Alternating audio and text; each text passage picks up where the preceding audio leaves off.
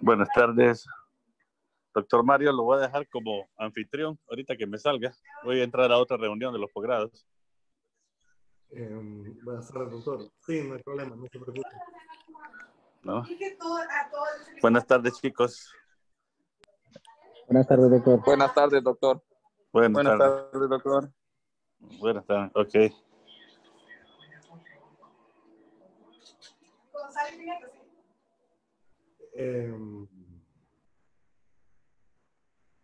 Pues, bueno, un placer, doctores. Vamos, si quieren, vamos a esperar un ratito mientras terminan de ingresar un poco más de gente.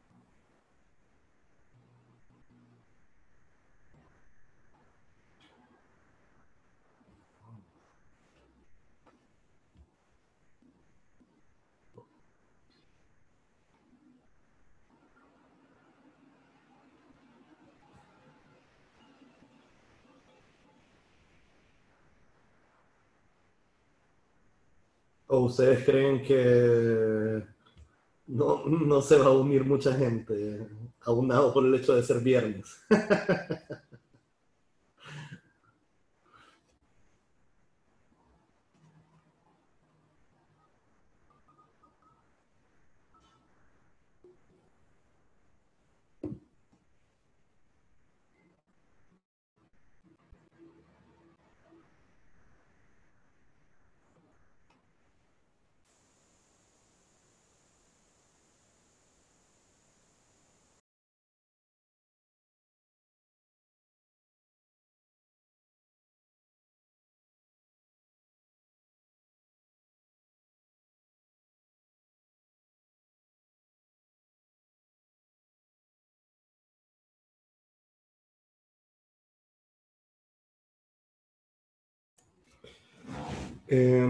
Pregunta, ¿saben si la emergencia está llena, existe algún problema o cuál es el motivo de la poca audiencia?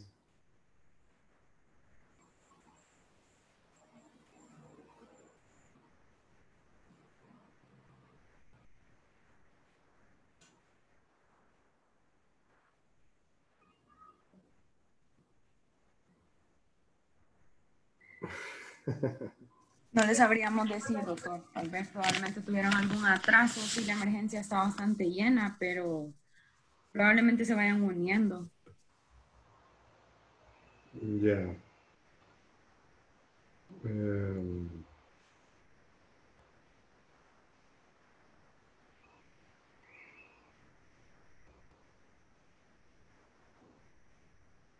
Sí, sí, yo entiendo eso de las salas. Es decir, por eso justamente cuando pregunté, que hablé con uno de ustedes para poder definir el horario, pues esencialmente eh, pregunté pues cuál era el horario más conveniente para todos, en el sentido de que no representara una interferencia en sus labores, que yo las entiendo.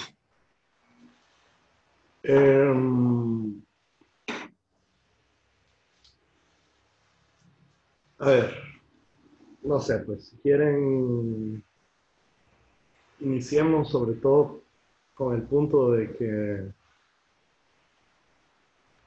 pues ya pasaron un poquito más de 5 minutos y bueno, no sé. Y bueno, los que se vayan uniendo, ahí vamos, a ir viendo cómo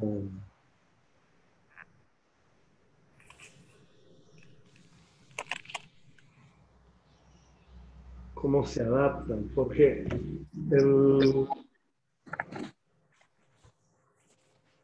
un aspecto interesante de eso es que, por decirlo así, la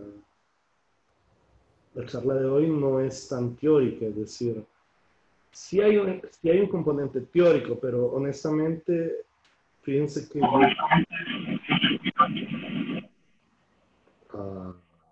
okay.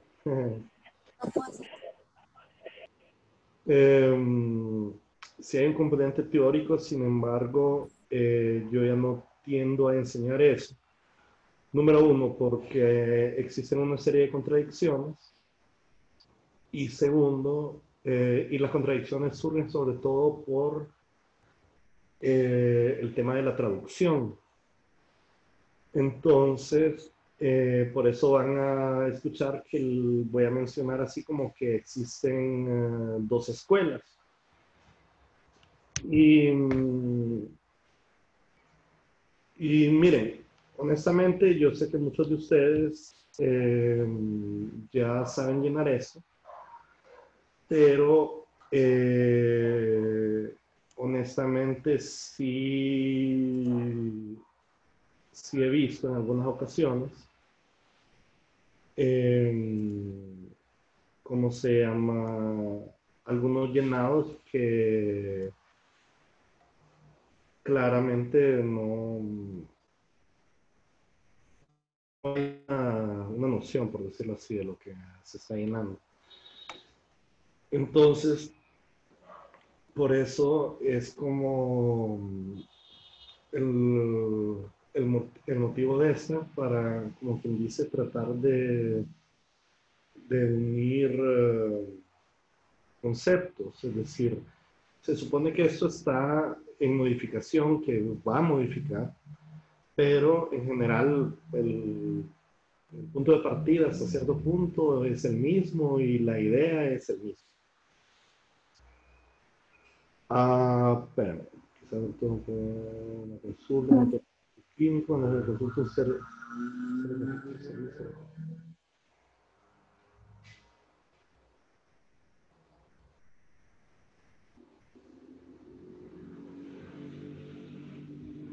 A ver, Javier, espérame, quiero tratar de entender bien la pregunta. Cuando se le consulta un servicio respecto a un estudio de interconsulta y se niegan a colocar una nota de justificación.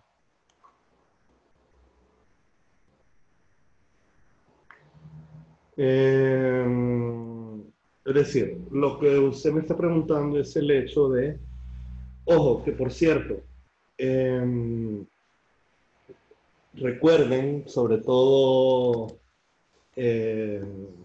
para fines de examen, es decir, según los consejos de Bruno, recuerden que es importante la interpretación de los resultados laboratoriales, en el sentido de que eso es lo que va a justificar, qué sé yo, un cambio terapéutico, etcétera, ¿verdad? Entonces, realmente recuerden que cuando ustedes escriben un expediente clínico,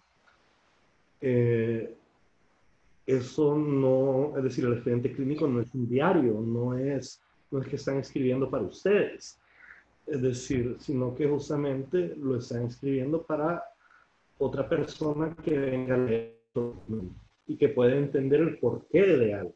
Entonces, aquí la pregunta, según entiendo, es si, por ejemplo, viene un servicio interconsultante y ese se rehúsa a escribir.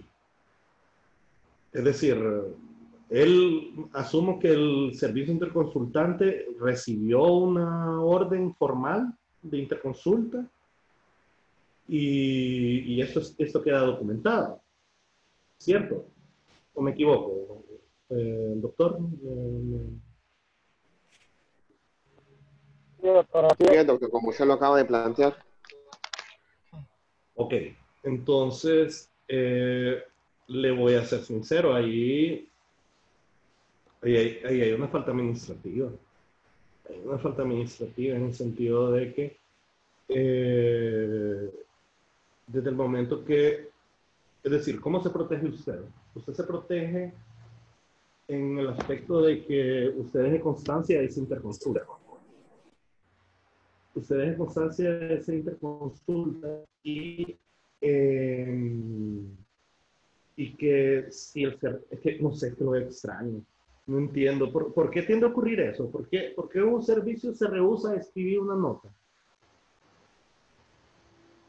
Ni yo lo recuerdo, honestamente, de interno o algo por el estilo. Nunca vi un caso así. ¿Por pura haraganería o qué?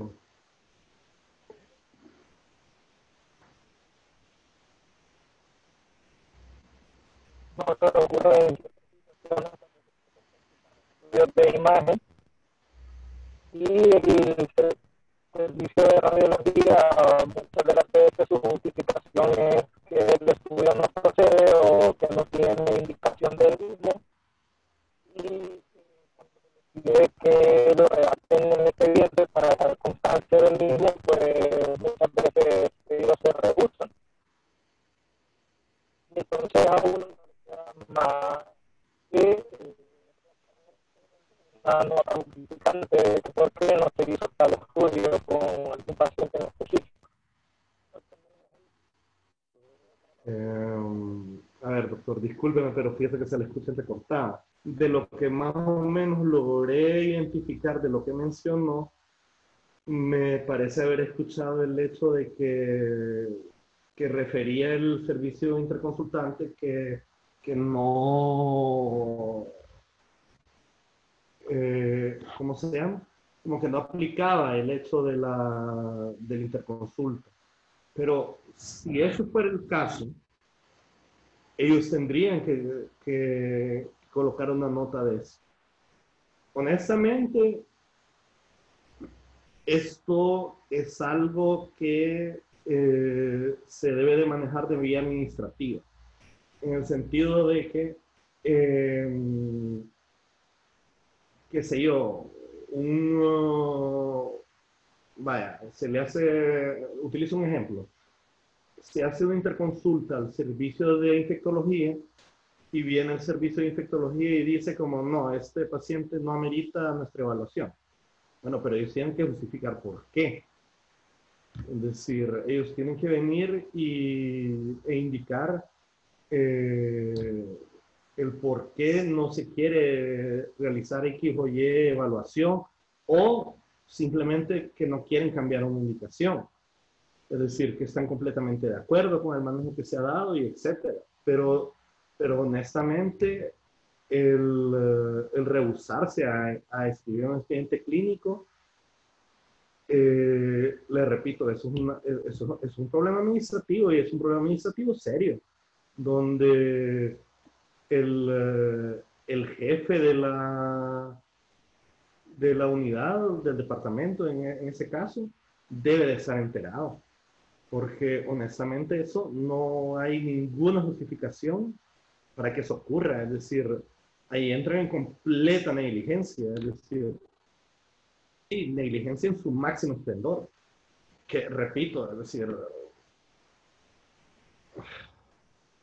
si recuerdan, hablábamos sobre el tema de responsabilidad profesional, que es cuando nos alejamos de la Lex Artis. Bueno, insisto, pues, es decir, por eso existen servicios interconsultantes, como para aclarar los puntos en los que tenemos dudas. Es decir, ¿cómo se llama? Si fuéramos así enciclopedistas, pues no existirían las especializaciones. Pero ese es el punto de las diferentes especialidades, porque cada una maneja una determinada área. Honestamente, es algo bien delicado lo que me acaba de mencionar usted, y eso, honestamente, es de reportarlo con el jefe superior para que, insisto, se tomen las medidas pertinentes, porque no, sencillamente no hay una justificación, no pueden rehusarse a escribir. Así de sencillo, no pueden. Es decir, aunque escriban una nota de amor, lo que sea, pero tienen que escribir algo. Entonces, eso.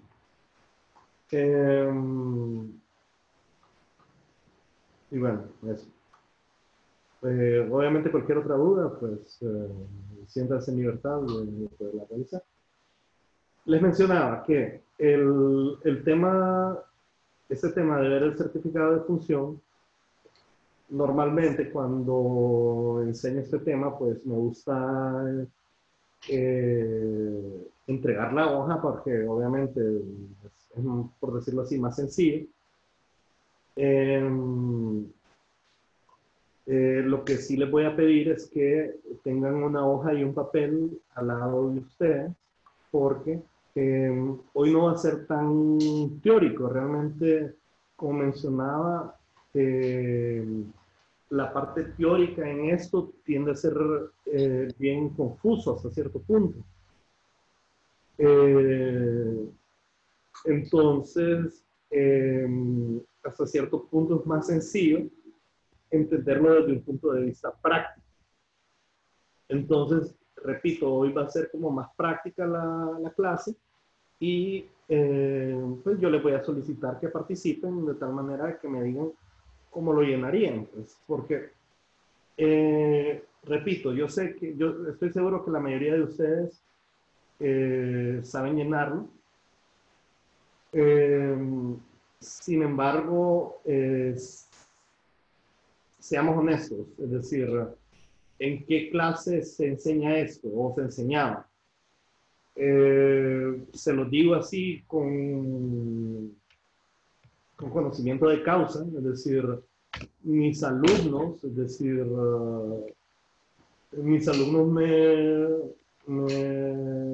me contaban, es decir, cuando era presencial, que cuando llegaban ellos a los turnos,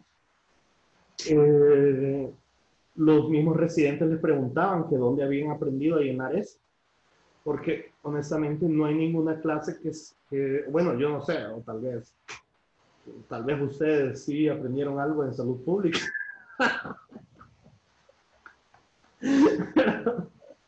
Pero lo contrario, no sé, es decir, no sé qué clase se podría aprender eso.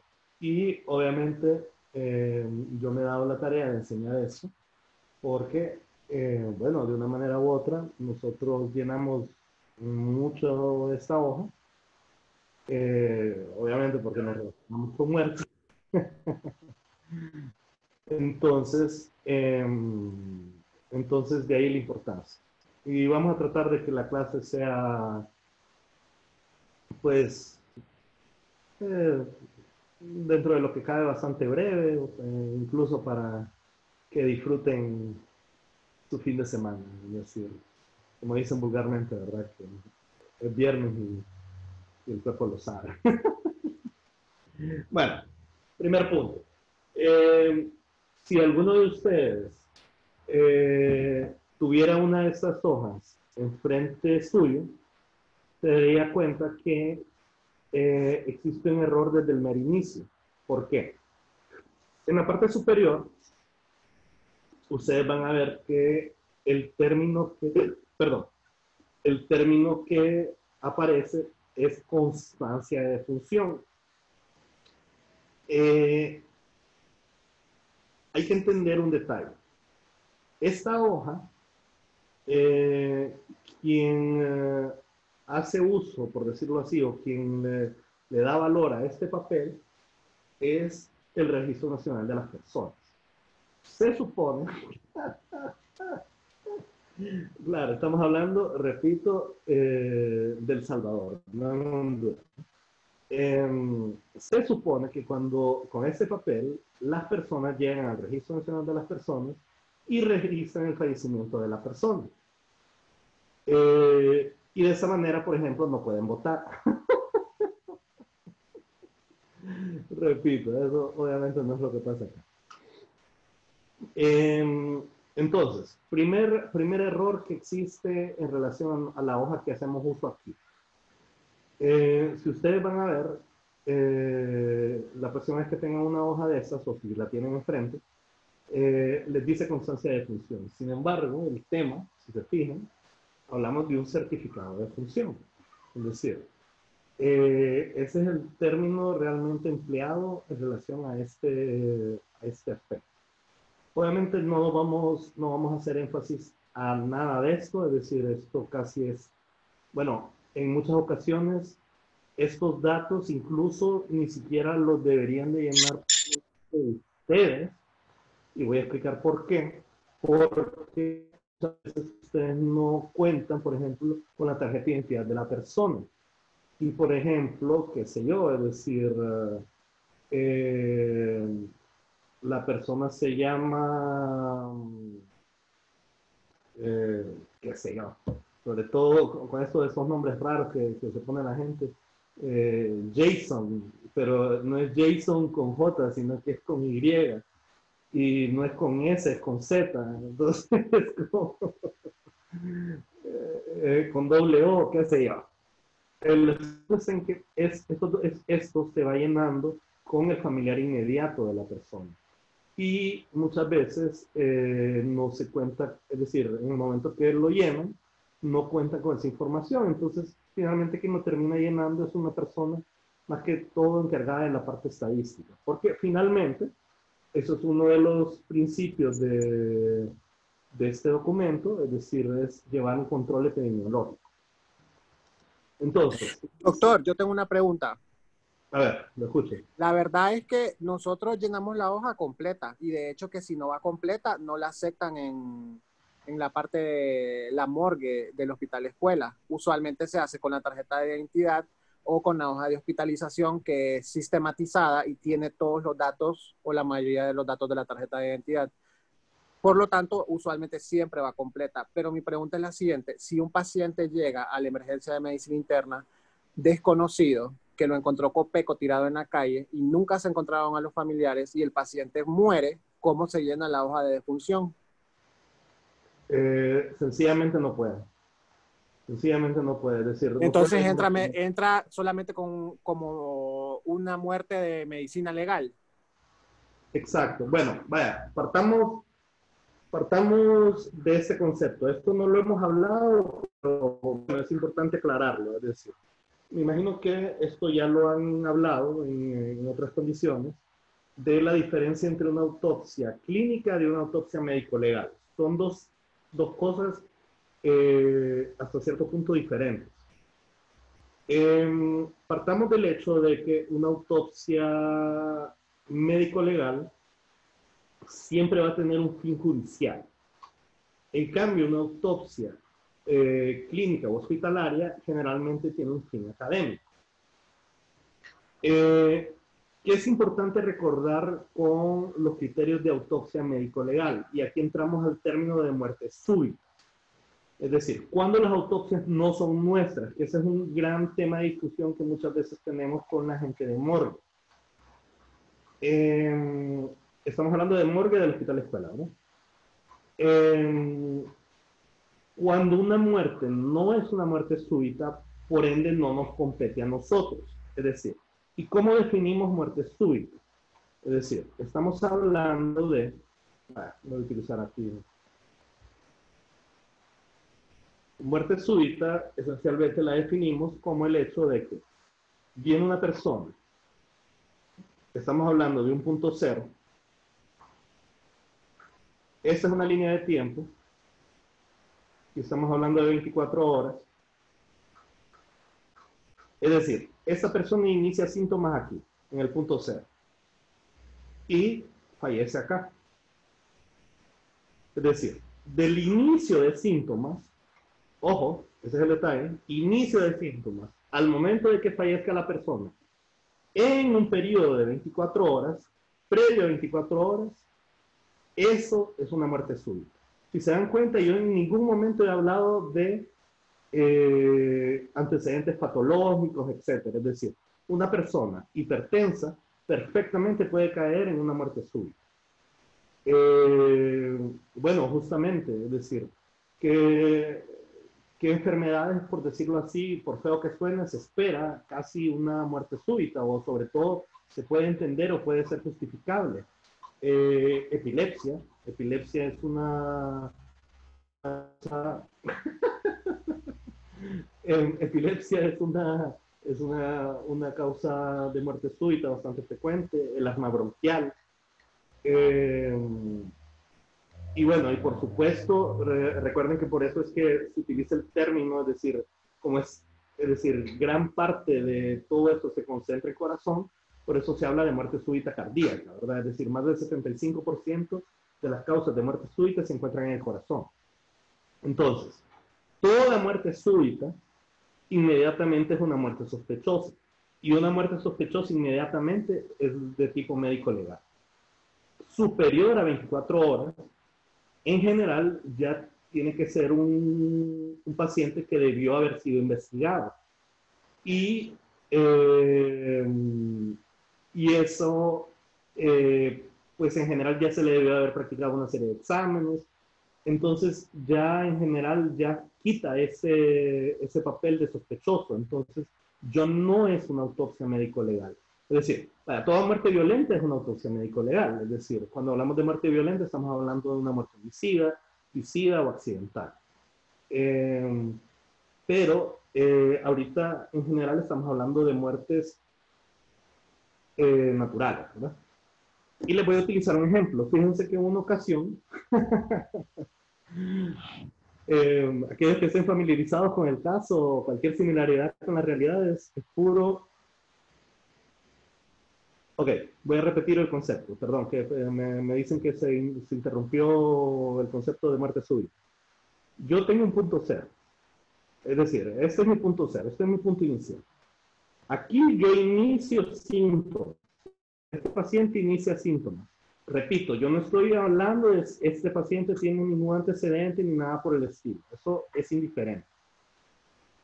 Es indiferente cuando el paciente está controlado. Ojo, porque ahí son dos conceptos diferentes. Si por ejemplo, ya lo voy a explicar también.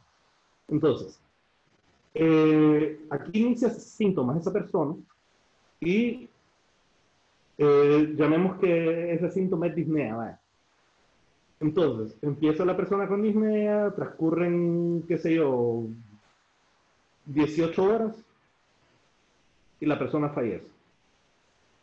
Entonces, esto es una muerte súbita, es decir, desde el inicio de síntomas y la persona fallece en un periodo previo a 24 horas, eso es una muerte súbita. Y repito, ¿por qué eso es criterio de autopsia médico legal? Porque esto es una muerte sospechosa.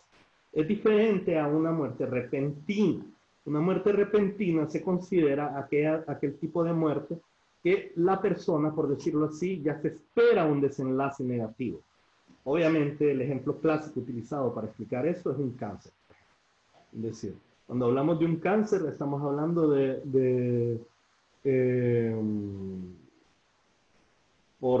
repito, yo sé que suena un poco fuerte, pero ya es esencialmente, ya esperamos esa muerte. Entonces, a eso es lo que definimos como muerte repentina.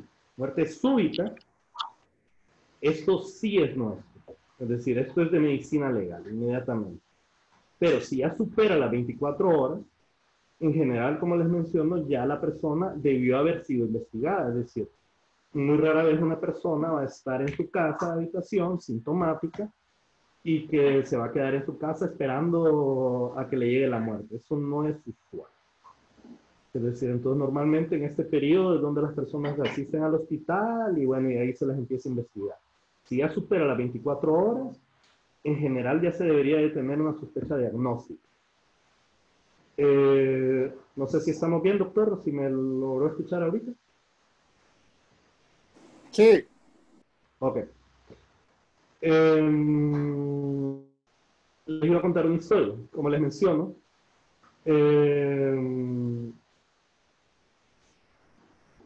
Si a ustedes les suena familiar el caso y todo eso, insisto, bueno, seamos prudentes. En una ocasión falleció una persona de origen asiático.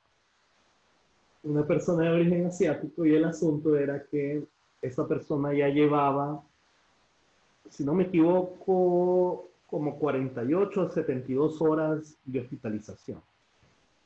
Se le estaba investigando justamente por una neoplasia, si no me equivoco, algo del sistema digestivo. No recuerdo si era gástrico, no recuerdo exactamente, pero sí era del sistema digestivo. El asunto es que esa persona vino y falleció. El detalle era que esa persona pues no contaba con familiares. Entonces vinieron y justamente esto es un fenómeno que tiende a ocurrir bastante, que de repente nos llaman de la morgue y nos dicen como, vengan a llevarse este cuerpo, que este cuerpo es de usted. Se les explicó por qué ese cuerpo definitivamente no era nuestro, porque, les repito, se aleja del concepto de muerte súbita, aunado que ya se tenía una posible etiología. Por ende, es decir, y recuerden lo que les mencioné al inicio, toda autopsia médico-legal tiene potencialmente un fin judicial. Es decir, al cáncer no se le va a llevar a la cárcel. Entonces, no tiene sentido la realización de una autopsia médico-legal. Una autopsia clínica, bueno, esa es otra historia, es decir, las autopsias clínicas las realiza un patólogo en base a solicitud, por ejemplo, de un familiar que viene y dice, mire, es que yo quiero estar bien seguro de que se murió, etc. Y, bueno, ahí entran las autopsias clínicas. Las autopsias médico-legales únicamente aplican con lo que les estoy mencionando, es decir, muertes violentas, muertes sospechosas, muertes bajo custodia, qué sé yo. Y bueno, y por supuesto una muerte sospechosa de responsabilidad profesional. Si las personas denuncian de que hay sospecha de responsabilidad profesional, inmediatamente es una autopsia médico-legal. Doctor. Sí, lo escucho, doctor, dígame. Doctor, o sea que un ejemplo serían los pacientes privados de libertad, a ellos no se les llena certificado de defunción, si logré entender. No. Es decir, porque recuerde usted, bueno, partiendo del hecho de que recibió la clase de medicina legal, son bromas. ¿Cómo se llama? Dentro de los objetivos de la autopsia, uno de ellos es la identificación. En los privados de libertad, algo que ustedes tienen que saber que tiende a ocurrir mucho es la usurpación de identidades. Entonces, ahí es donde entra medicina forense, porque aparte de en este caso, puede ser que no haya dudas en relación al tema de la causa, de por qué murió esa persona. Pero el tema de identificación, eso en el hospital no hacen absolutamente nada para consolidar la identificación de una persona. Entonces, ahí es donde definitivamente ese cuerpo va a llegar a manos de medicina forense. Entonces, honestamente, no es necesario el llenado de ese papel. Lo que pasa es que, le voy a ser sincero, aquí es donde yo desconozco la parte administrativa de algo que mencionó el doctor anteriormente, el doctor Renieri, dice, no nos aceptan el cuerpo si no lleva la hoja completa. Allí yo ya no sé, es decir, ahí eso ya es algo más administrativo, que insisto, sobre todo si va a ser una autopsia médico-legal, no tiene razón de ser. Y le voy a ser sincero, ese es el motivo de esta charla. Porque yo he visto, es decir, en mi caso personal, yo he visto certificados muy, pero muy mal llenados, es decir, que no tienen absolutamente sentido. Incluso haciendo términos que están claros que no se deben de hacer uso. Entonces, por ese es el motivo de la charla de hoy. Entonces, No sé si con eso logré responder. ¿Estamos bien? Sí, doctor. Ok. Entonces, pues les contaba el chiste este del asiático. Pues el asunto fue que, les repito, ¿verdad? Tenía como 48 horas, 48, 72.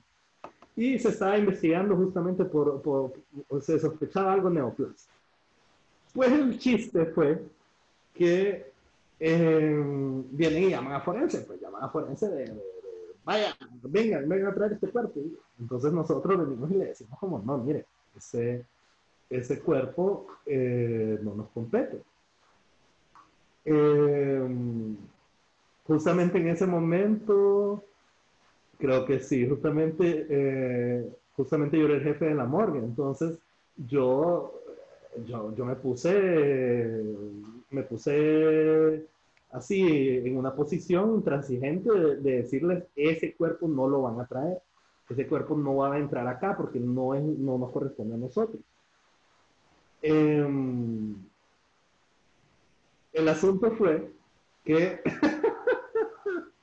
y hasta risa me causa, el asunto fue que de repente, yo no sé qué fue lo que hicieron ahí en la morgue, y abrieron el cadáver a saber qué hicieron porque supuestamente como que se pusieron a prepararlo.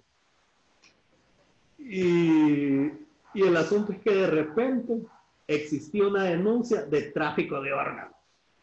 Óiganme, con todo el respeto, pero, es decir, ¿cuándo usted, es decir, de las personas que se manejan ahí, ¿a qué persona creen ustedes que tienen capacitada para el tema de tráfico de órganos? De la conservación de un órgano. Para empezar, si un órgano se puede utilizar de una persona que ya falleció, es decir, cualquier órgano se puede utilizar. Bueno, honestamente no, es decir, y eso es algo que vamos a hablar un poquito más adelante, porque vamos a tener que hablar de concepto de muerte. Es decir, el asunto es que cuando hubo la denuncia de tráfico de órganos, obviamente ya la autopsia era nuestra.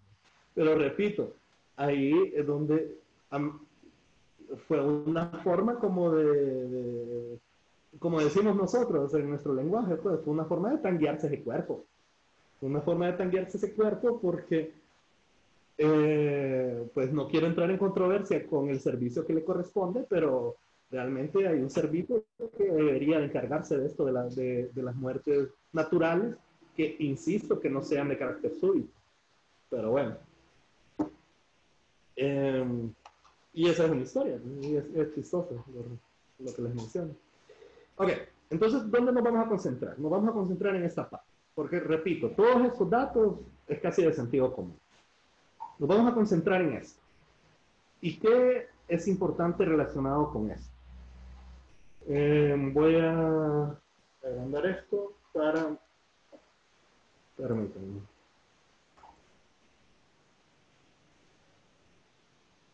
Ok. Realmente esto se puede enseñar de cualquiera de las maneras y el mismo llenado, eso va a depender de la forma como funciona el cerebro de la persona. Es decir, yo me he fijado que hay personas que lo llenan de arriba para abajo o de abajo para arriba, eso es indiferente, realmente eso no tiene ninguna importancia. Lo importante es que contenga la información pertinente. Esto, al A, es lo que le vamos a llamar la causa inmediata. La causa inmediata o directa. Es decir, esto es lo que mata a la persona. Ya vamos a aclarar otros puntitos. Pero, insisto, el A, causa directa o inmediata. B y C, a esto le llamamos causas contribuyentes. Qué difícil escribir aquí ustedes, pero me están escuchando. Pues, pucha. Contribuyentes o intermedios.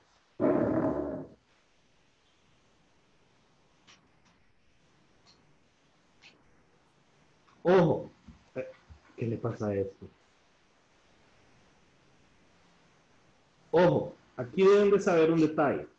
En algunos sitios, esta hoja no tiene B y C, sino que solo tiene, es decir, solo tiene 3 espacios y no son 4 como acá. Porque vamos a ver de que en algunos casos se puede llegar a omitir uno. Incluso, si quieren hablar de un llenado per se, como dice la guía, que hay que llenarlo, se pueden llegar a omitir los dos. Pero, no entiendo qué estoy diciendo. Pero, miren, existen unas reglas en relación al llenado de esto, pero insisto, no me voy a meter en ese tema porque esas reglas tienden a confundir. Más bien, insisto, lo vamos a ver más de una forma un poquito como más práctica y así lo vamos a terminar de entender. Bueno, entonces, repito, causa inmediata o directa, causas contribuyentes o intermedias, y esta, no entiendo por qué me pasa eso. Y esta es la causa básica. La causa básica es lo que da inicio a todo. Y eso es lo más importante que ustedes tienen que entender en relación a el certificado de función. Esto tiene que tener sentido. Es decir, si ustedes se fijan, aquí dice debido a como consecuencia de. Debido a como consecuencia de. Es decir, el D explica el C explica el B y el B explica el A. Es decir, es una cuestión secuencial, es una cuestión de que tiene que tener un sentido. Por eso menciono de que ahí es donde nosotros identificamos, ¿cómo se llama? Un mal llenado en estas hojas, porque se los digo que, por ejemplo, he visto llenados, qué sé yo, ustedes, así de las cuestiones más absurdas como, qué sé yo, vaya, me utilizan de causa inmediata pielonefritis y me ponen de B, qué sé yo, obesidad, y de C, diabetes mellitus tipo 2. Es decir, no, si se dan cuenta, no tiene sentido. Es decir, les repito, en esto, el motivo es que los diagnósticos, ojo, nada de signos y síntomas, los diagnósticos son los que van anotados acá. Signos y síntomas no se utilizan. Por ejemplo, convulsión. Convulsión no lo van a colocar acá. Por ejemplo, otra cosa. Paro cardíaco o paro cardiorrespiratorio. Si ustedes lo manejan mejor que yo, es decir, honestamente, la guía utilizada para el diagnóstico de muerte, cuando decimos paro cardiorrespiratorio, ni siquiera estamos hablando de muerte. Es decir, si es que la muerte no se concentra en esos órganos. Entonces, ¿cómo se llama? Es un gran error utilizar paro cardíaco como A. Que se lo digo yo de recuerdo, es decir, yo recuerdo cuando llené mi primera hoja, que insisto, a mí desafortunadamente no me enseñaron eso. Tal vez ustedes tuvieron la dicha. El asunto es que yo recuerdo cuando viene el residente y me dice, vaya, llenala. Y yo como, ¿y qué pongo aquí? Es decir, honestamente yo no sabía qué poner. Y le pregunto al residente como, ¿y qué pongo? Y lo recuerdo muy bien. Ponele paro cardiorrespiratorio y después ponele ahí unas comorbilidades. Y eso fue lo que hice. Ojo, grave error, ¿verdad? Es lo que les estoy explicando. ¿Qué es? Ahorita acabamos de explicar la parte 1.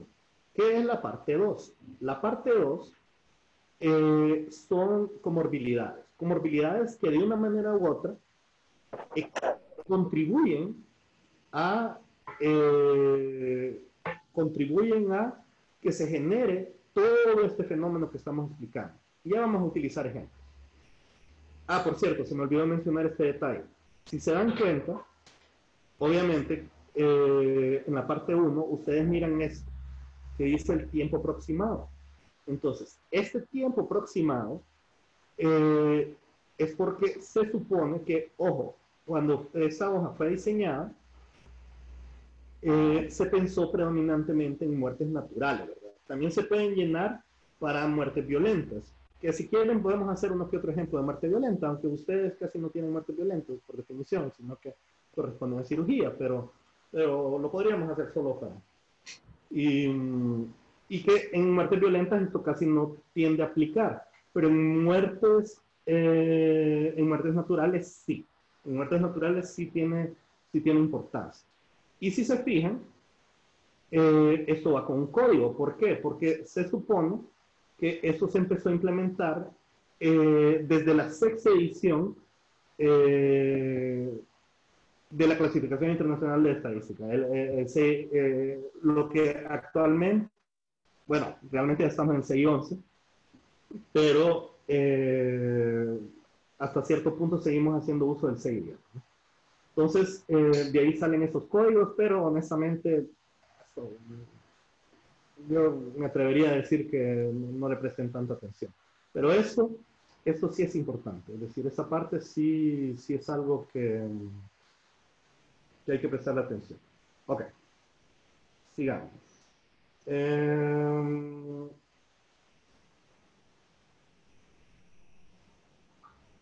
Vamos, repito, la clase de hoy va a ser más práctica, no quiero entrar en cuestiones teóricas, porque insisto, eso tiene enredar más bien. Pero vaya, veamos este ejemplo. Vemos carcinoma de mama, carcinoma secundaria de fémur, fractura patológica y embolia pulmonar. Si decimos carcinoma secundaria del fémur, ¿sabe qué estamos diciendo?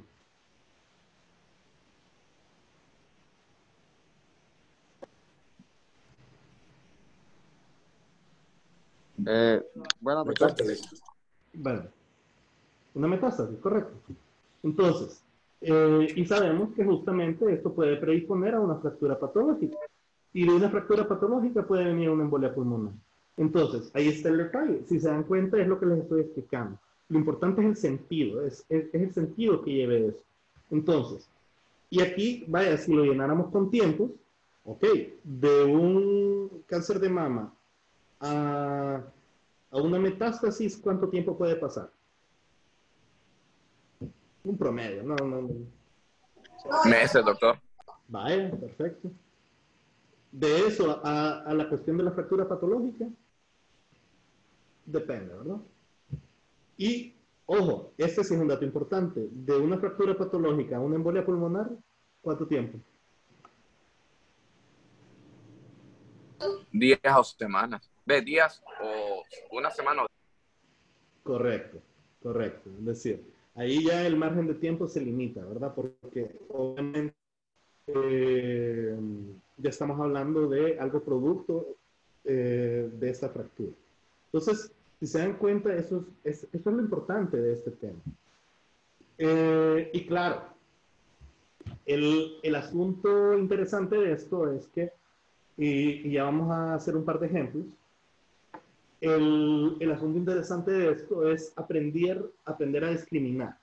Porque a veces, bueno, no a veces, sino generalmente, las personas nos aportan un montón de información, pero no toda esa información necesariamente es pertinente, es decir, no toda esa información la vamos a plasmar en el certificado de defunción, sino que tenemos que aprender a utilizar los diagnósticos principales. Entonces, vamos a hacer unos ejemplos, por decirlo así, como medio sencillitos, y otros ya un poquito más enredaditos para que veamos la diferencia. Y como les mencioné, y con eso sería todo por hoy. Es decir, el examen de mañana, relájense, igual que la vez pasada, viene tranquilo.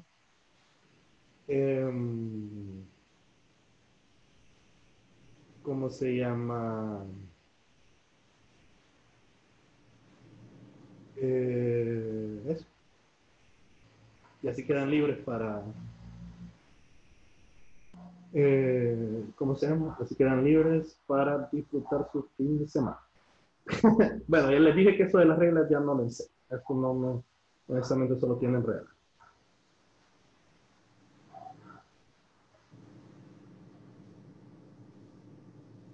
Ok. Dejemos este ejemplo de último, porque ese ejemplo usualmente complica a las personas. A ver, pero veamos esto. Veamos este ejemplo. No sé si hay algún voluntario o dedocráticamente lo asigno. Si quiere yo lo leo ese, doctor. A ver, pero, ok, dale. Y repito, lo que me interesa es el A, B, C y D. Y si hay dos, pues dos. A ver.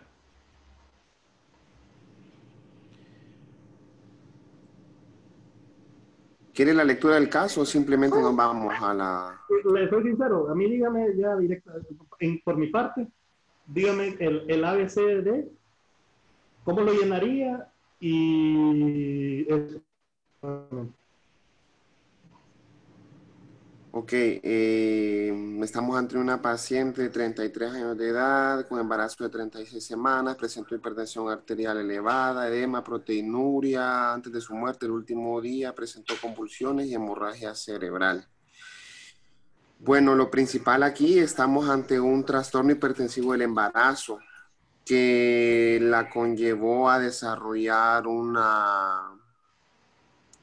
una preeclampsia severa. Consecuencia de la preeclampsia severa, la paciente tuvo una hemorragia cerebral y consecuencia de la hemorragia pudo tener convulsiones.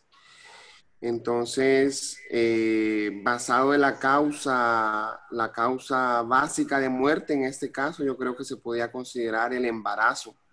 A partir del embarazo, ¿verdad? Pero pregunta, doctor. Fíjese que, ojo, yo no le estoy diciendo que no, ¿verdad? Pero, y esto es algo que tiende a causar mucha controversia. Pregunta, doctor, y es que, ojo, recordemos que aquí usted coloca estados patológicos. ¿El embarazo es un estado patológico? Bueno, por definición no es una patología per se, pero sí es una condición clínica que predispone al desarrollo de preeclampsia, porque una paciente que no es gestante no podría desarrollar preeclampsia severa. Perfecto, es decir, es un estado fisiológico, pero no es un estado fisiológico normal. Por eso, por ende, sí es considerado como un estado patológico. Dígame, doctor Alex. Yo creo que primero sí sabemos que el embarazo es un estado fisiológico. Aparte, primero hay que descartar de que no es un ente patológico. Me parece que el orden que debería ir, que lo mata a la persona, es la hemorragia cerebral que tiene. Que esa sería la primera. Ok, pero es que él lo estaba haciendo al revés, porque primero me habló de la causa básica, que causa básica recordemos que es D. Pero sí, a ver, el A, usted lo está haciendo al revés, es decir, no hay problema, solo es una cuestión de orden. El A... La hemorragia. La hemorragia, ¿verdad? Muy bien. La hemorragia. Y, o sea, hay que, en B, pues sería la eclampsia. Muy bien. Muy bien, porque justamente de la eclampsia hace la hemorragia. Qué horrible. Bien. O sea, no es que la hemorragia lo hizo convulsionar, es que el trastorno hipertensivo del embarazo per se convulsiona. Por eso es definición de eclampsia. No es una preeclampsia severa, es una eclampsia que tiene la paciente. Es diferente. Incluso el manejo es diferente. Sí. En ese punto, pues yo creo que la causa de las convulsiones podría ser multifactorial, no necesariamente asumir que la paciente convulsionó por la propia eclampsia, ¿cierto? Sí está descrito que dentro de la base fisiopatológica de las convulsiones de las pacientes con trastornos hipertensivos del embarazo podrían desarrollar convulsiones y eso ya la convierte en pacientes eclámpticas. Pero perfectamente una paciente que tiene unas cifras tensionales elevadas que le condicionen un sangrado, la sangre por sí sola ya se considera una sustancia irritativa dentro del sistema nervioso que también podría conllevar como multifactor a las convulsiones de la paciente. Entonces, sí, yo comparto el punto de mi compañero Alex también, ¿verdad? Pero creo que las convulsiones en la paciente con eclampsia, en este caso, como lo estamos viendo, creo que podrían ser multifactor, tanto por la misma patología y tanto porque la paciente tiene un sangrado intracerebral. Definitivamente, doctor. Los dos están en lo correcto, honestamente. Recuerden que ahorita lo que estamos tratando de hacer es como de utilizar ejemplos. Como obviamente esto se llena en función de la clínica, ¿verdad?, del paciente. Pero esencialmente esa es la base. Esa es la base del llenado de este caso. Es decir, y si se fijan, obviamente, les repito, yo sé que la mayoría de ustedes va a estar familiarizado. Tal vez uno que otro, pues, no tuvo la oportunidad de recibir alguna indicación en relación a eso. Pero esto esencialmente sería el llenado adecuado. Es decir, aquí hablamos de, y a esto habría que ponerle apellido, es decir, embarazo de 36. Por cierto, ustedes pueden hacer uso de datos laboratoriales. Entonces, si los datos laboratoriales les aporta algo, ojo, no colocan el dato laboratorial, es decir, por ejemplo, no colocarían proteinuria, pero sí, tampoco sería un error, por ejemplo, el colocar preeclampsia.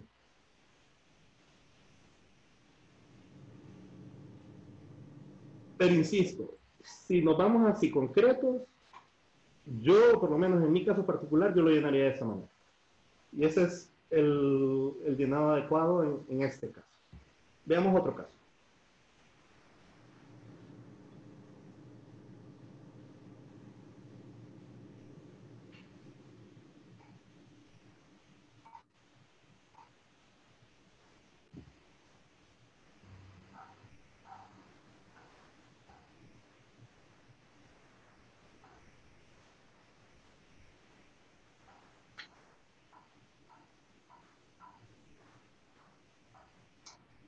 No sé, alguien que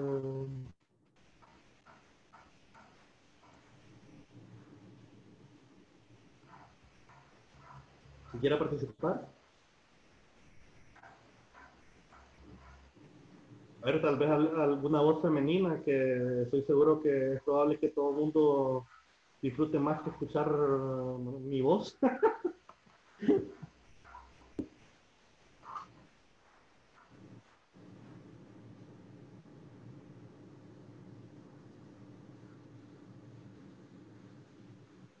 A la pucha.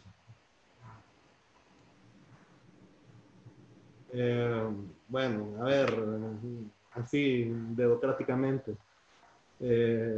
Doctora Ana García, ¿cómo lo llenaría usted?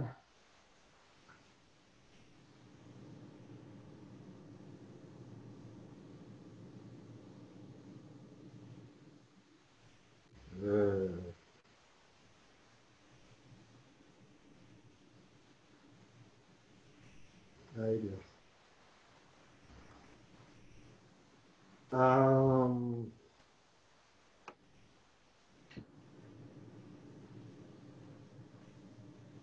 Bueno, no sé, señores, es decir, ustedes mandan. Si... A ver, doctor Javier. Hola, doctor. Hola. Sí, pues caso de masculino de 51 años de edad, sin antecedentes patológicos hasta la fecha, que falleció después de presentar dolor precordial intenso y opresivo durante 20 minutos. El electrocardiograma en sala de urgencia reportó infarto transmural agudo de miocardio en pared inferior.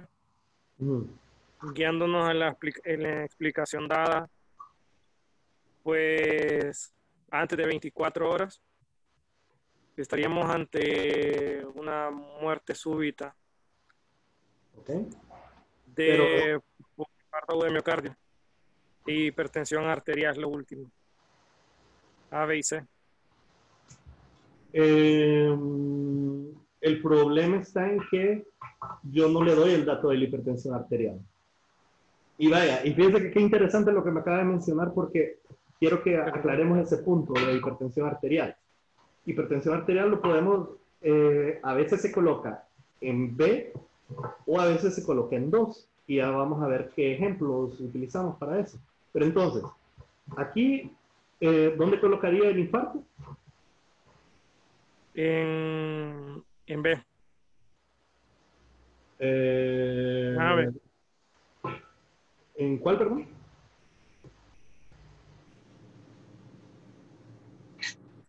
Es decir, recuerde que la causa directa o inmediata, lo que más es el A. B y C decíamos que eran las causas, ¿cómo se llama? Las causas contribuyentes o intermedias. Correcto. Y la D es la causa básica. En este caso, que esencialmente les estoy dando una causa única, sería en el A, ¿no? Infarto. Aquí ustedes colocarían el infarto. Ok, ahora sí, compliquemos el caso. Vaya, ya que usted me mencionó de hipertensión arterial. Ok, fíjense que hay dos formas de colocar hipertensión arterial, como le menciono. Puede ser en B o en 2. Pero la pregunta es, y aquí es donde le complico el caso, ¿cuándo me va a colocar hipertensión arterial? En 2, en este caso, hablando de este caso en particular, o en B. No sé si me entiende la pregunta. Y ojo, yo sé que lo estoy enredando, doctor, no lo tome a mal, es una cuestión así como de...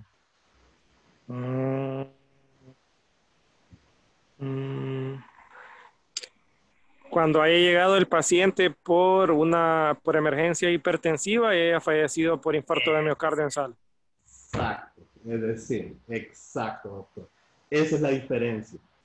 Hipertensión arterial lo vamos a colocar en la parte 1 cuando esté relacionado directamente con la causa de muerte. ¿Y cuándo lo vamos a relacionar directamente con la causa de muerte? Cuando estemos hablando de una emergencia hipertensiva. Y cuyo órgano de choque, en este caso, estamos hablando de corazón. Entonces, ahí incluso bajaríamos la hipertensión arterial, ahí podríamos colocar la emergencia hipertensiva,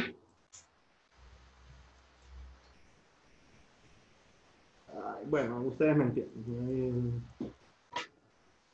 la emergencia hipertensiva, y de B, porque C quedaría vacío.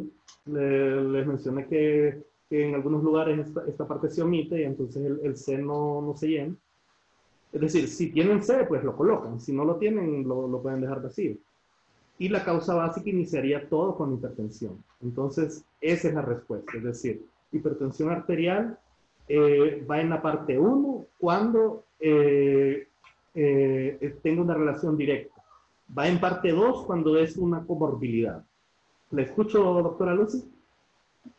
Tengo una pregunta, doctor. En ese caso, ¿estaría correcto, bueno, en ese mismo caso que usted nos presentó, sin el antecedente de hipertensión, poner en la B síndrome coronario y en la A infarto agudo de miocardio? El problema es que... se me olvidó explicar eso, discúlpenme.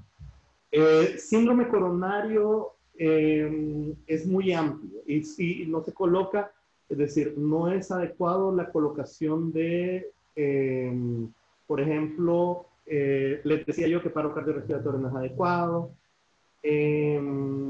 Por ejemplo, insuficiencia respiratoria. Insuficiencia respiratoria, todas las personas van a fallecer de una insuficiencia respiratoria. Sin embargo, ojo, y por eso les decía que, por decirlo así, hay como dos escuelas. Es diferente que usted diga una insuficiencia respiratoria secundaria a X o Y cosa. Vaya, ahorita de moda, qué sé yo, vaya, al COVID-19. Pero si usted dice síndrome coronario, es muy amplio, es decir, es muy amplio y por ende no me atrevería, recuerden que en esencia les explicaba que esto se debe de llenar, se supone, con el CI10 al lado, ¿verdad? Normalmente no ocurre eso. Pero al final, sí, el colocar síndrome coronario estaría de más. Realmente, aquí como les mencionaba, el llenado de este es así, concreto. El infarto, y pueden tirar todo el apellido si lo tienen, pues, es decir, porque al final, justamente, le realizaron un electrocardiograma, pues, entonces, vienen ustedes y pueden tirar todo el apellido, infarto transmural, Entonces, y esa es la causa única. Si la persona únicamente tenía hipertensión arterial, entonces, ojo, ¿todas las personas con hipertensión arterial terminan en infarto? No, ¿verdad? Entonces, es una causa contribuyente, pero no tiene una relación directa en este caso. Vale, es como otro ejemplo. Vale, imaginemos que, bueno, principal causa justamente de cardiopatía isquémica. Estamos hablando, obviamente, de aterosclerosis, ¿no? Pero para poder venir y dar el diagnóstico de aterosclerosis, dos opciones. Una, o tenemos un examen que nos los haya demostrado, o dos, tenemos una autopsia en el que hayamos observado dicho hallazgo. Por eso, realmente la colocación de aterosclerosis casi usualmente se limita a autopsias, porque es cuando se mira macroscópico. Claro, si tenemos un eco que ya viene y si nos habla de esto, pues obviamente ya se podría colocar. Doctor, yo tengo una pregunta. A ver. Ahorita que mencionó lo del COVID-19 y en el contexto de enfermedades infectocontagiosas, ¿qué pasa si el paciente fallece y al momento de fallecer no se cuenta con la prueba microbiológica o molecular que del diagnóstico? Y como sabemos que la hoja de función es para un censo nacional y en la causa usted coloca sospecha de distrés respiratorio secundario a neumonía por COVID-19 y un día después que ya se llenó el acta de función, aparece el resultado del PCR que es negativo. ¿Qué pasa con ese paciente? ¿Es correcto volver a llenar la hoja de función o no?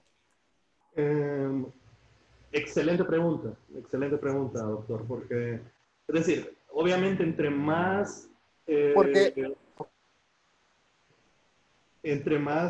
participen ustedes así, más puedo ayudar yo, porque obviamente esto es algo que está contextualizado en este momento, y se lo digo porque justamente hubo un debate en relación a este tema y bueno, y así le puedo dar respuesta a su pregunta. Lo que usted dijo, así es como se tiene que llenar esa defunción. Punto. Sospechoso de tal. Ojo. El hecho de que el PCR haya salido negativo, podemos deducir que esencialmente la causa de ese distrés respiratorio es otra. Pero ¿cómo lo va a demostrar? Es decir, usted no tiene el paciente, usted no tiene el cadáver. Bueno, si tuviera el cadáver, sí, más bien, ahí sí se puede hacer, porque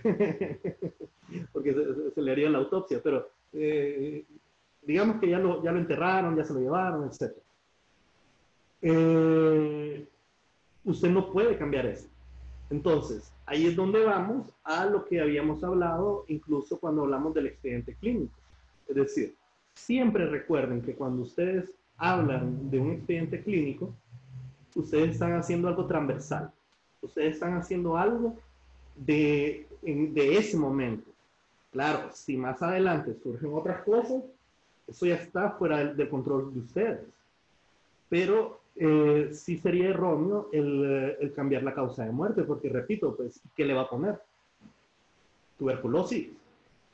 ¿Tiene algo que confirme la tuberculosis? Probablemente no. Entonces, no, honestamente, tal y como mencionó usted, así, y con ese diagnóstico, ojo, con ese diagnóstico, con esa palabra, es decir, ahí tiene que ir la palabra sospechoso de tal, y por ende se tiene que manejar como tal. Es decir, me refiero con todas las medidas de bioseguridad, etc. Entonces, eso. No sé si respondí la pregunta. Sí, doctor, gracias.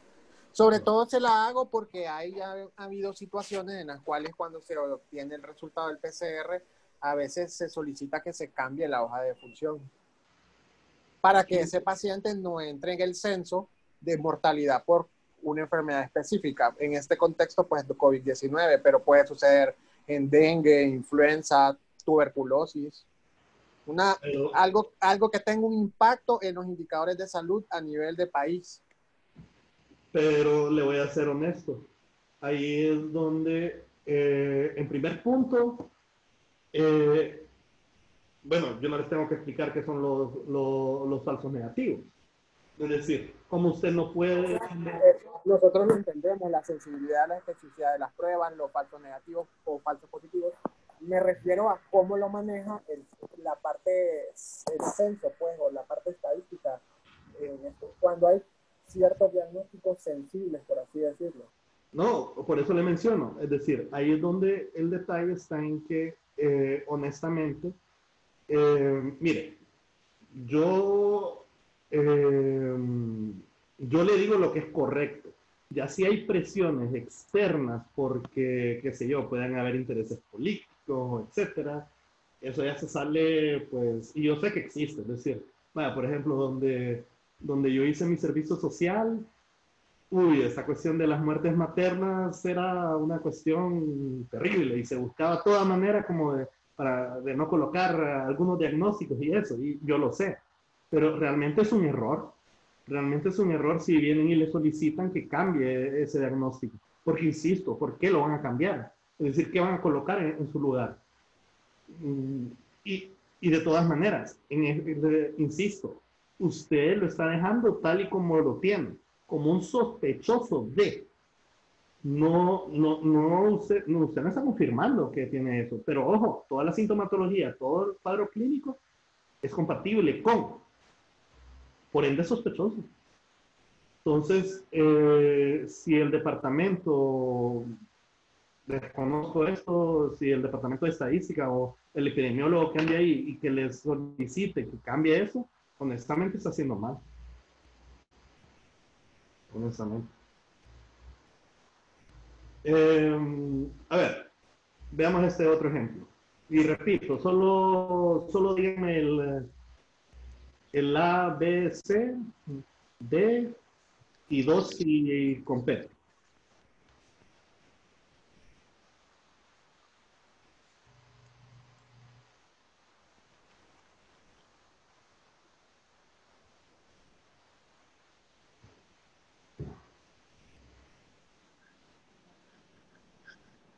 Hola. Sí, lo escucho, doctor. Gracias, doctor. Disculpe, es que tuve un problema técnico, fíjese que tenía una duda. A ver, nosotros estamos llenando situaciones de hospital, pero ¿y en el área domiciliaria o por alguna situación nos tocara llenar una de estas defunciones? ¿Cuál es el proceder? Ok. Gracias, doctor. Buen punto y tiene razón. Es importante esta parte de la vida diaria, es decir, y por eso insisto, entre más me recuerden ustedes, más nos puedo ayudar. Solo denme un segundo. Ok, estas hojas, es decir, espera, denme un segundo.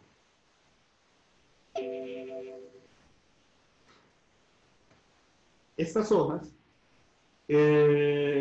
pues, no sé si, bueno, yo sé que en el hospital escuela se manejan con un tanto de recelo, si lo quieren llamar así.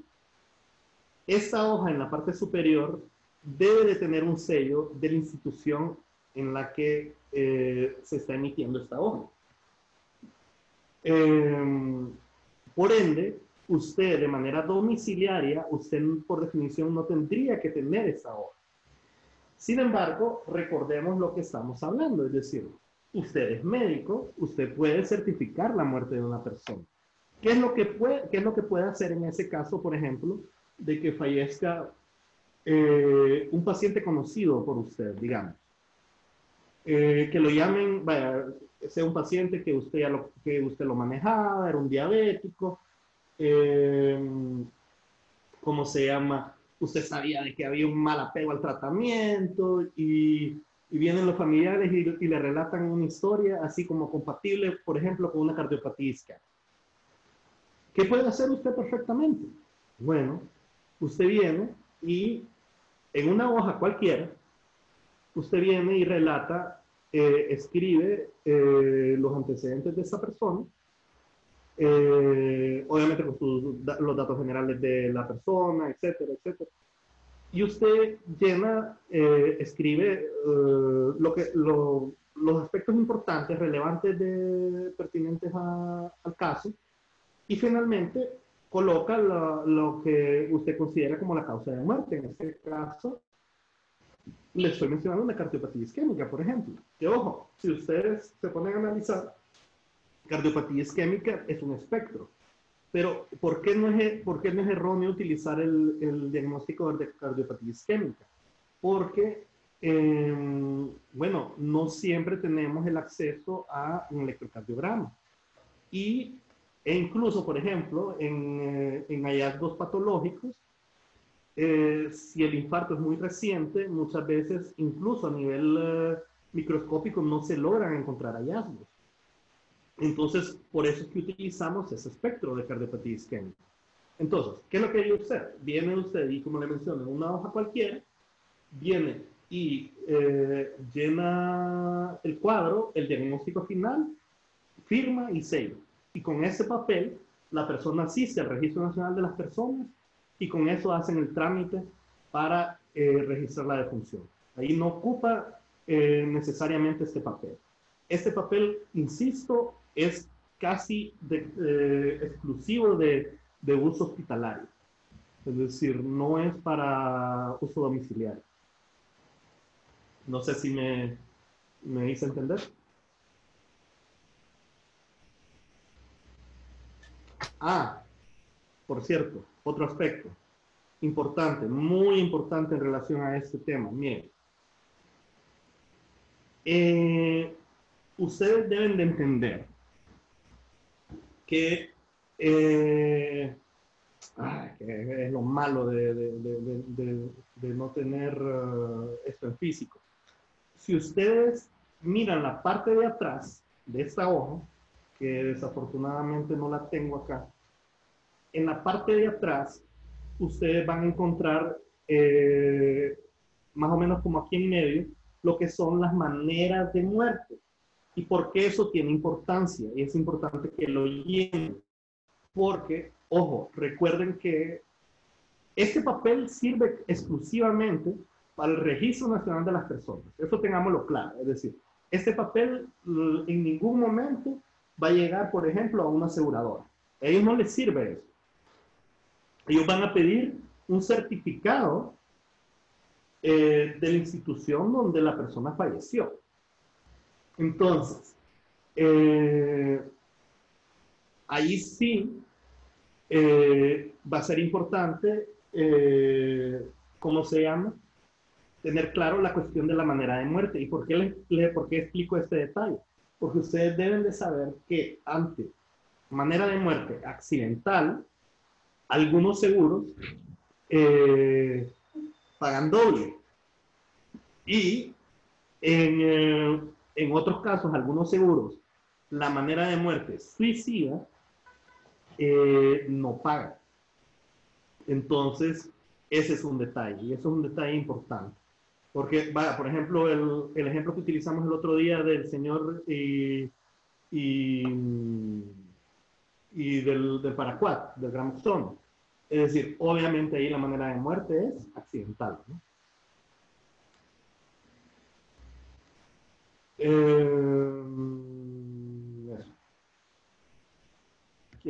Veamos esto. les doy unos 2 casitos enredados así para que se los voy a decir yo verbalmente y con eso cerraría.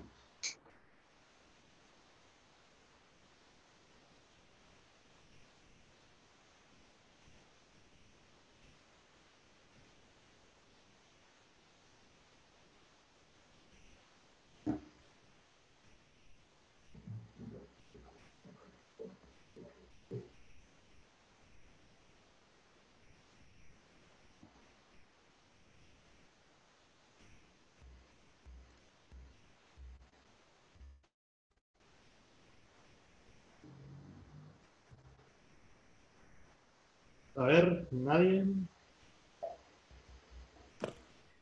Doctor, no sé si es mi apreciación del caso, pero no veo que exista una relación del síndrome nefrótico con la caída que sufrió el paciente. Entonces, yo colocaría en B una caída del mismo plano y en A colocaría un trauma craneoencefálico severo. Esa sería mi opinión respecto a este caso. Muy bien, es decir, ojo, caída, ¿verdad? En realidad, aquí habría una forma alterna de poderla llenar. Tal y como me dijo usted, no hay, perfectamente, ¿verdad? Estamos hablando de un tema. Le podemos poner el apellido severo. Ojo, podemos darle el apellido de abierto o cerrado en este momento. Con la historia que les estoy dando acá. A ver. Pues no pareciera, porque no hay historia que tuvo Fractura de cráneo. rinorraquia, otorraquia, no describe si tiene ojos, características de mapache, no describe el signo de Battle. Entonces, así por lo que me han descrito hasta este momento, creo que difícilmente yo puedo establecer si es abierto o si es cerrado. Exacto, es decir, ¿cuál es la diferencia entre un abierto y cerrado? La integridad de la dura madre, ¿verdad? En este caso, desconocemos completamente cómo está esa integridad. Entonces, simplemente lo dejamos como un tema. Aquí podríamos agregar el diagnóstico de fractura. Y, finalmente, todo se origina de una caída. Vaya, y este es un ejemplo interesante. Les voy a cambiar la historia. Fíjense que esta es... Vaya, y me voy a hacer de aquí, voy a abrir un... Este sería como el llenado adecuado. Voy. A ver. Fíjense que esta es una señora, porque, ojo, obviamente estos son historias que les van a ocurrir. Fíjense que esta es una señora que... así, una señora posmenopáusica, ¿cómo se llama? Ya con osteoporosis, que el asunto está en que estaba saliendo del baño. Estaba saliendo del baño y se resbaló. Se resbaló y se cayó. Secundario a esto, tuvo una fractura de cadera. El asunto es que vino, la llevaron al hospital y obviamente recuerden, estamos hablando de El Salvador, ¿verdad? No de Honduras. Es decir, en Honduras jamás va a pasar este tipo de situación. Es decir, no habían materiales para poder intervenir a la señora. Y la señora pues estuvo hospitalizada, digamos unos 3 días. Vino la señora, adquirió una neumonía y la señora falleció. Pregunto, ¿cómo quedaría eso?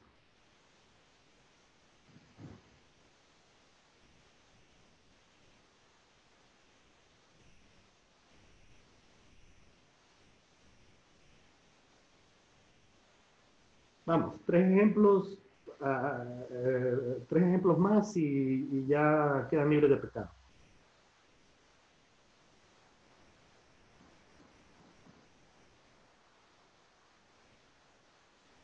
¿Puede repetirlo así rápido, doctor, por favor? Ok, repito, es una señora posmenopáusica, ya con antecedentes de osteoporosis, que la señora iba saliendo del baño y se deslizó y se cayó. Secundario a esto, sufre una fractura de cadera. Secundario a la fractura, es decir, no secundario. Por esto la llevan al hospital, sin embargo, no es intervenida inmediatamente. Y con el pasar de los días, la señora adquirió una neumonía en el centro hospitalario. Y secundario a esa neumonía, la señora fallece. ¿Cómo queda?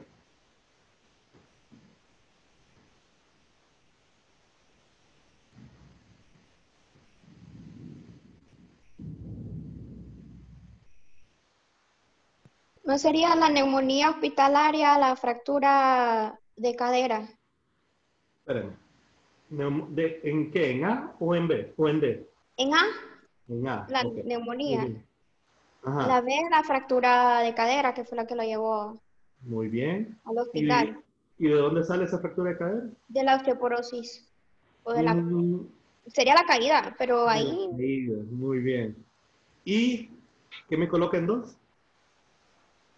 La osteoporosis, entonces sería el factor contribuyente. Correcto. Ese es el adecuado llamado de ese caso. A ver, vale, les voy a poner un caso feo. Entonces, síganme, por favor.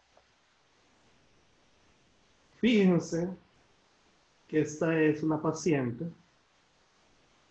que tenía un embarazo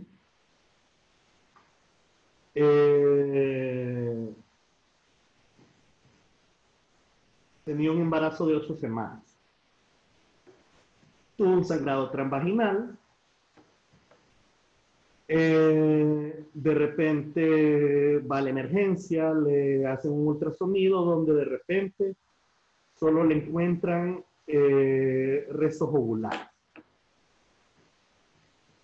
Le ingresan con el plan de legrado. El problema está en que no había quirófano, ¿cómo se llama? Ay, no, ustedes. Y esa es más o menos una historia real. Yo no sé si ustedes sabían que se hacen legrados en sala. Es decir, porque una vez tuve un caso que literal, es decir, colocaron así la nota de que no colabora al legrado en sala. Y es como...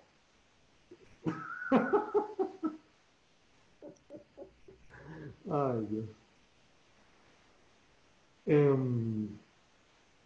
Bueno, entonces, no había quirófano y pues estos restos se infectaron con el pasar de los días.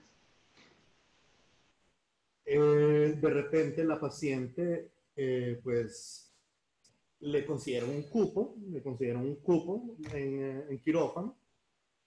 Le realizan el legrado, el problema está en que obviamente el tejido estaba todo friable y perforan útero y obviamente intestinos, lo que provocó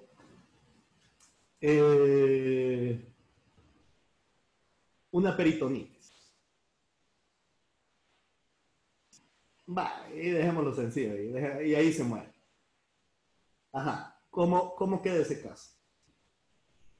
Que ahí les estoy dando un montón de diagnósticos. Es decir, ahí lo interesante es eso, aprender a discriminar, a sacar lo importante. Sería el primero que hizo peritonitis y que supongo hizo choque séptico y fue su causa de muerte. Ok, pero sí. Y lo que pasa es que... Segundo, la peritonitis. Tercero, no sé cómo daría el diagnóstico de instrumentación del uterino o la perforación de útero por legrado, no sé qué, eso sí me queda la duda. Ok. Ahí el detalle está en que buen punto. Lo que pasa es que yo no le di la información para que usted me dijera shock séptico, que me quedé así pensando si les decía o no, pero lo quise dejar ahí en peritonitis para fines prácticos. Ok, ¿la peritonitis de dónde viene? Del aborto, bueno, de la perforación. Muy bien, perforación. Y aquí recuerden que pueden colocar más de una cosa. Entonces, aquí pueden explicar de perforación de qué. Entonces, en este caso sería... Uterina. ¿Y?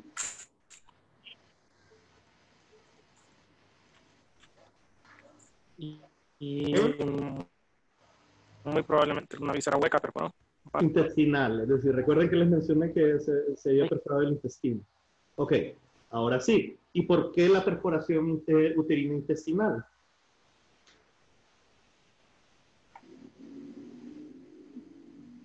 O sea, seguiría el aborto incompleto. No.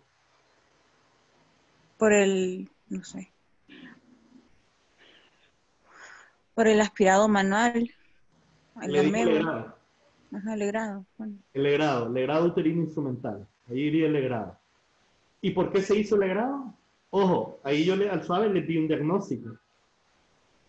Que sí, fue aborto incompleto, pero les mencioné que se infectó. Por ende ya estamos hablando de aborto séptico. Muy bien. Entonces así que...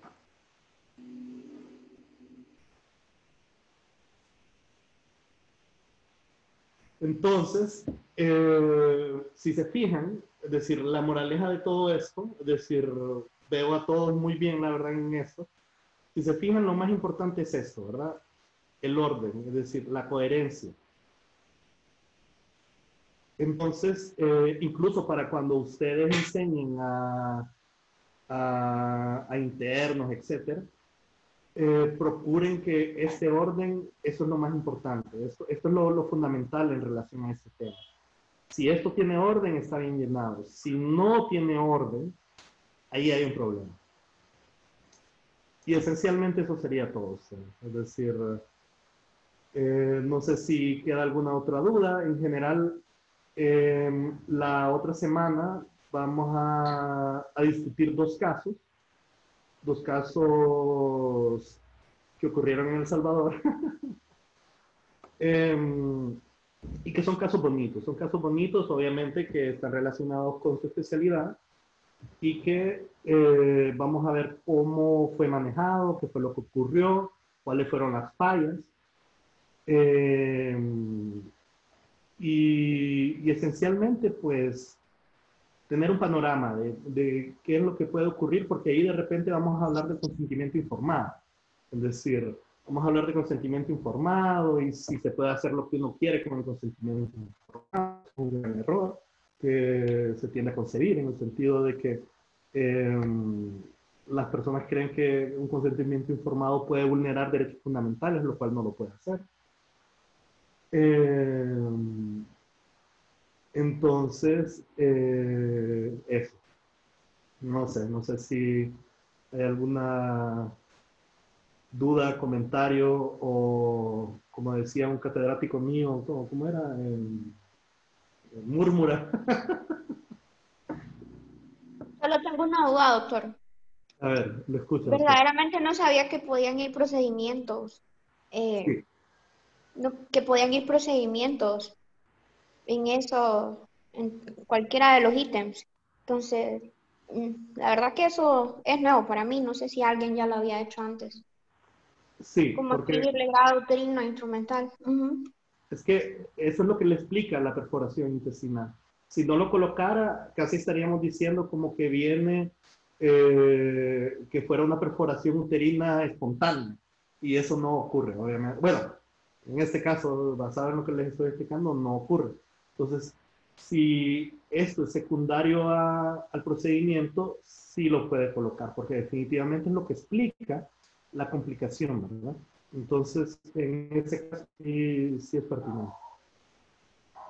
Entonces, Doctor, solo tengo una duda. Lo escucho, doctor. Sí. En estos casos donde realmente no se tiene una causa básica ni una causa directa de muerte de un paciente y tal vez está para estudio, pero fallece 2 días después de su ingreso, le pongo un escenario. Llega una paciente de 50 años que tal vez la llevan los familiares porque notan que está con deterioro de la conciencia desde hace 12 horas. Se ingresa a la paciente, pero tiene exámenes laboratoriales normales, tiene tomografía normal, tiene punción lumbar normal y la paciente fallece. ¿Cómo se procede en estos casos donde realmente no se tiene algo claro, objetivo de cuál es la causa básica y directa de la muerte en el caso que yo le acabo de mencionar? Ok. Insisto, gracias por las preguntas. Es decir, esto me lleva a hacer algunas aclaraciones importantes. Número 1. Pregunta del millón. ¿Será que se puede utilizar como diagnóstico el diagnóstico de senilidad? ¿Será una causa de muerte eso? Sí. Sí se puede utilizar el diagnóstico de senilidad. Es decir, existen diferentes bibliografías sobre cuándo se puede hacer el uso de senilidad, porque obviamente, ¿qué está diciendo usted con eso? Se murió de viejito. Y honestamente, ¿será que la gente tiene derecho a morirse? Sí, honestamente sí. Entonces, ¿cómo se llama? ¿Cuándo se puede colocar? Ahí es donde le digo que hay autores que vienen y dicen arriba de 70 años, hay autores que mencionan que arriba de 90 años.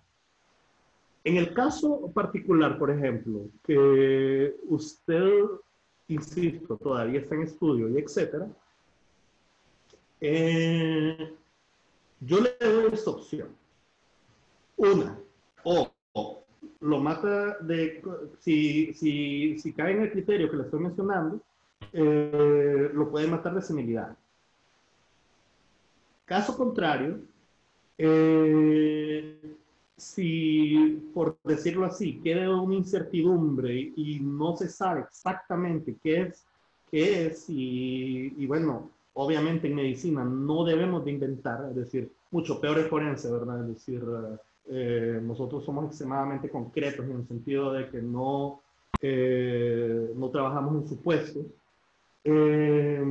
Ahí es donde desafortunadamente la causa de muerte queda desconocida.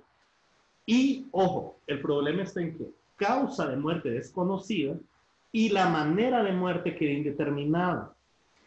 Ojo, es decir, si se da cuenta, yo no le estoy diciendo manera de muerte natural. Porque, es decir, estamos diciendo que no sabemos por qué se murió. Por ende, no podemos definir que la manera de muerte es natural. Es como va. Ustedes han escuchado hablar, por supuesto, de la muerte súbita del lactante. La muerte súbita del lactante, hasta cierto punto, si lo quieren ver así, es un diagnóstico de descarte. Es decir, que ya, por decirlo así, después de haber hecho todo, no llegamos a nada. Entonces, ¿cuál es la manera de muerte súbita del lactante? No es natural, porque no sabemos. Es decir, si tuviéramos una, qué sé yo, un proceso infeccioso que puede explicar la muerte o una asfixia, etcétera, entonces ahí sí hablamos de accidental. O si hablamos de un proceso infeccioso natural. Pero como no lo sabemos, la manera de muerte es indeterminada. Esa es una aclaración bien importante en relación de si llegan a consignar una manera de muerte como desconocida. Asegúrense que en la parte posterior, en la parte de atrás, donde dice observación, ahí ustedes colocarían manera de muerte indeterminada. Y eso sería lo adecuado. Gracias, doctor. Aclarada la duda. Ok. Bueno, mis estimados, si no hay más, pues no queda más que desearles un feliz fin de semana, que se porten mal los que se vayan a portar mal y bueno, y que la pasen bien.